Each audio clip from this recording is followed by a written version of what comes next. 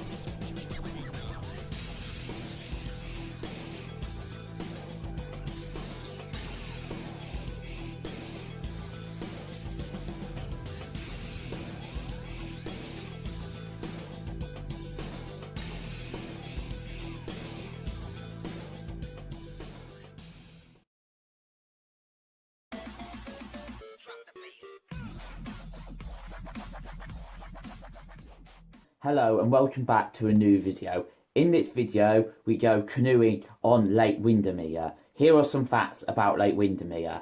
Lake Windermere is the largest lake in the Lake District and the biggest body of water in England at 14.8 square kilometres. Only one other lake in the Lake District is more than half its size. That is Ullswater at 8.9 square kilometres, and if I remember correctly, that's sort of more north and a bit more east as well. Despite being called the Lake District, this national park only has one lake, Bathurst Lake. Instead it has many tarns and meres.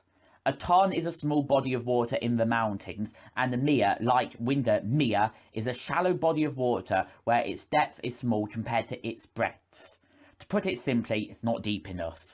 Its maximum depth is 67 metres, which actually does sound like it's deep, with an average depth of 4.6 metres.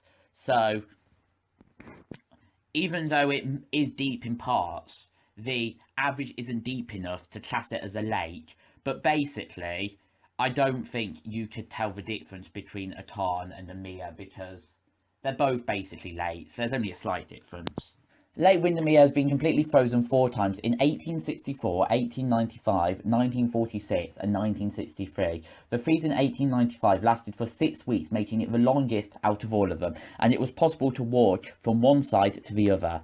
In 1930, the water speed record was broken on Lake Windermere as Segrave captained the boat to an average speed of 98.8 miles per hour. Unfortunately, as he tried to improve this time on his next run, the boat flipped and himself and his co-driver received fatal injuries. In 1931, a year later, his record was beaten by Garwood from the US, who drove a boat at 102.16 miles per hour.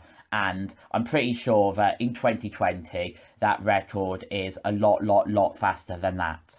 Cruises on the lake depart daily from Ambleside, Bowness or Lakeside piers. Now, quite a long time ago, I have actually been on one of those, and it was quite a relaxing experience. As you can see here, you can see all the lakes in the Lake District, or the main ones at least, or should I say the tarns and meres in the Lake District, and you can get excellent views of all of them by going up high. So I fully recommend doing a walk and seeing some of these lakes yourself. Now, I do often go to the Lake District, and most of the times I go, I don't actually film it because it's got a bit too normal to film, and that's not a good thing. Like, I want it to be a treat going, but I just don't want to make the same video every single time. But this time we're going canoeing on the lake there, which is something I've not done. I have been canoeing on lakes, but not in the Lake District. So I thought this would be a video worth making. Right, so I'm currently here in Ambleside, and we are waiting for the other 2 members of my family to finish canoeing the length of the lake. They're doing south to north, and we're here at the north point, and we're doing north to south. To pass the time, we've just been on a walk around some waterfalls, which was very nice. I've been to Ambleside tons of times, and I didn't know they existed.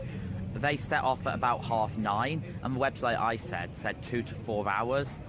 But most canoeing websites are for professionals, so I assume it will take them 4, meaning we'll get into the boat at 1:30, and if it takes us 4 hours, we'll be doing it at 5:30, and it goes dark at around 7.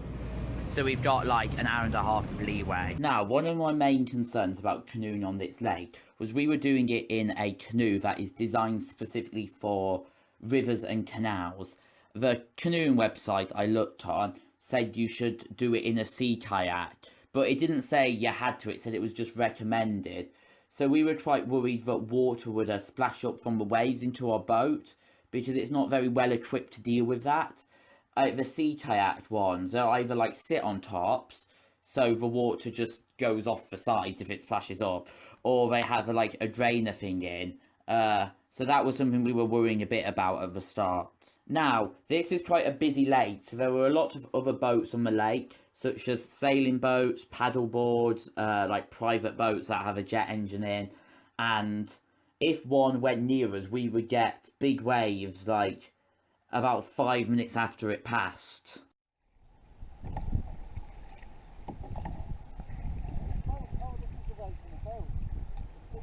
Yes.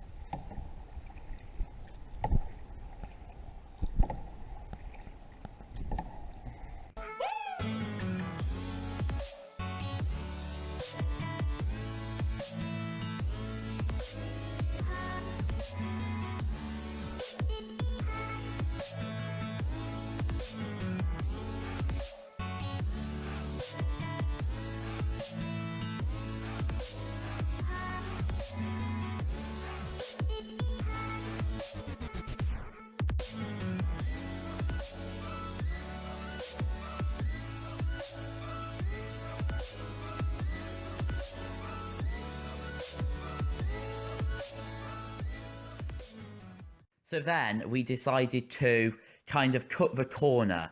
So instead of staying by the bank, like the river bank, we decided to, instead of going around it, we decided to do a straight line, because we could see the lake turned a corner, and that we could get there faster by going like left of the other bank.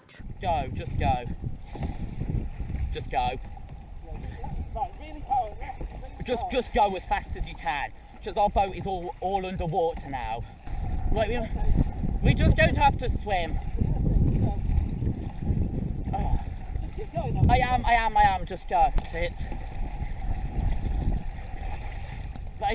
Bail out.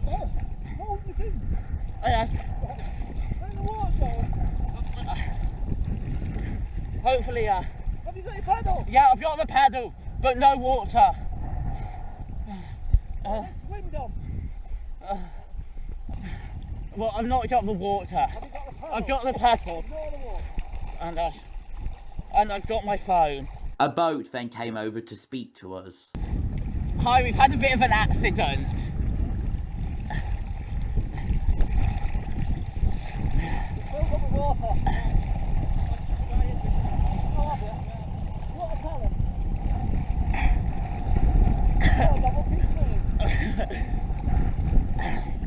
I don't know if this guy can help us. Well, we can swim to the side. Well, the problem is we don't know whether we can get across in this boat. We probably will then. It's like we need a tow. Yeah. So it turns out that guy couldn't do anything because he was just a tourist in holiday mode on that boat, and he'd hired it. But we were hoping he had a wire so he could sort of tow us over to the side, because I was just expecting that we'd get over to the side, we'd get out of the boat, maybe we'd get somebody to pick us up that worked in like an emergency rescue, or you know, we might actually get back into the canoe in wet clothes and canoe to the other side and get my mum to pick us up. But I was thinking we had to be on dry land, so that's why we were hoping he had a tow. And also, I'd been in water for long periods of time before. Like, an example that comes to head was when I went wakeboarding. I kept falling in, and I was in the water for quite a long period of time.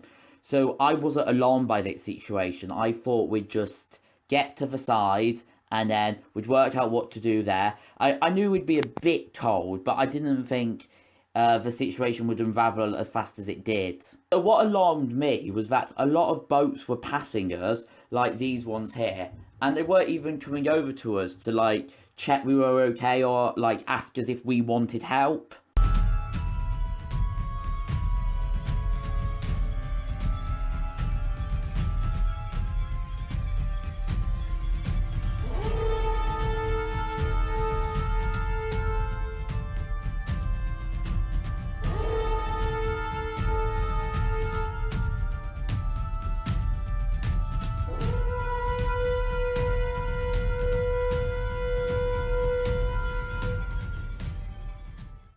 Taking a photo.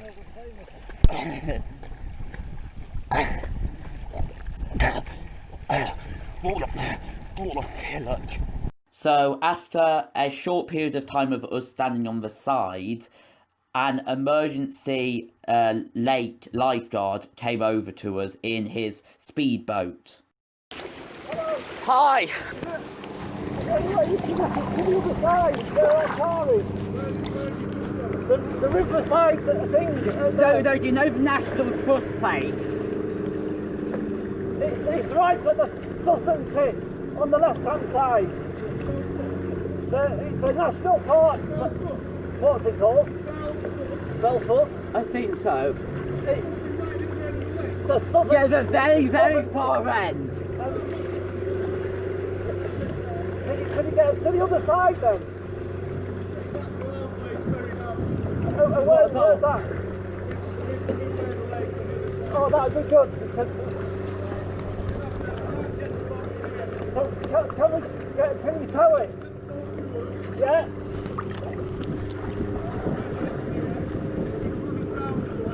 Right. Let's get it.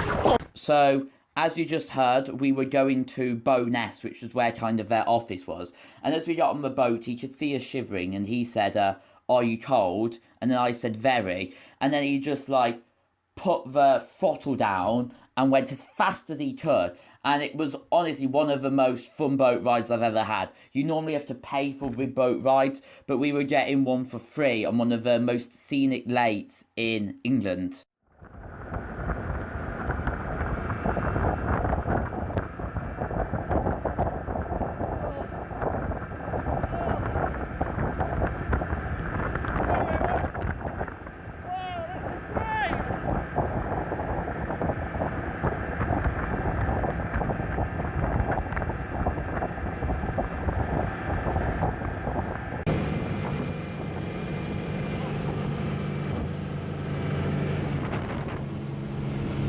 We were actually shivering probably for about 30 minutes uncontrollably in their building, and they did really well. They did all the stages you should take when somebody has hypothermia. So for example, they made us take our wet clothes off, they put towels around us, they gave us hot drinks, which were also free by the way, so that's another free thing I got that day.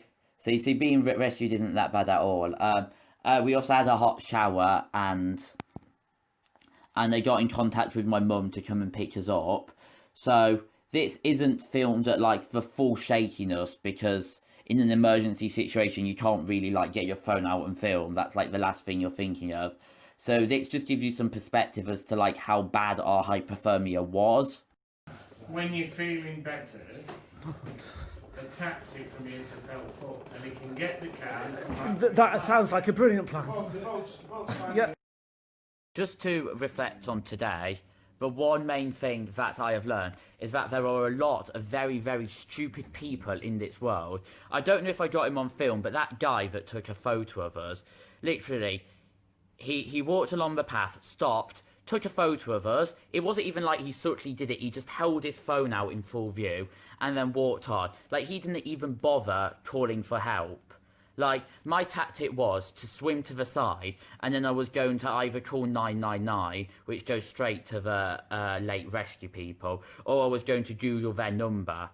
But we could have been saved far sooner, and that hypothermia could have not happened if either that guy that took the photo had like offered to call the number for us, or if another boat on the lake that passed us had called that number. Like, we saw loads of boats going past us, and no one like offered to help us. And also, a lady did eventually call for help, and she was on a boat, but she was like sailing past us when we were almost at the shore. So she might have saved like 5 minutes, but that was it. And also, I said there were stupid people about somebody else on that boat. I saw him reach down for like a buoyancy aid ring that was just in a storage compartment on the boat, and he got it out and he said to me, do you want this? Like, no, I don't. I was wearing a buoyancy aid. I am not drowning. Like, some people are so uneducated as to what issues what. Like, no, we were not drowning. We do not need that. So, he was kind of solving the wrong issue. Like, that's like you going into the hospital wanting a heart transplant, and they give you like a liver transplant instead, if you can even do that. Like, you're fixing a major issue, but you're fixing the wrong one. Unfortunately, we were only going for about an hour when that happened, so what we did was really, really nice, and the weather was good, but it didn't go on for very long. So in the future, I want to come back, preferably in a sea kayak, and try and canoe the length of this lake again. So I have not given up, and when I do that, I will film it for you. We were probably like in the water for, I'd say, about half an hour before we were eventually rescued. And you might be thinking, well, that's hardly any time at all because it was quite a hot day. Well, I literally have no fat on my body, so I get cold really quickly. I can go into any open water without a wetsuit in like the hottest day of the year, and after 10 minutes in it, coming out, I will be absolutely freezing, and I will be shivering for ages, no matter how hot the day is. Okay, so I'm now back home. Please do not snake me out for the title. In the title, it does say, it will be something like, I attempted to canoe across England's biggest lake. I know I said it wasn't a lake, but everyone refers to it as a lake. So even though it isn't technically a lake, can you just forgive the title, because I need people to watch the video. So yeah, I hope you enjoyed this video. It's been an interesting one for sure, and I will see you next time.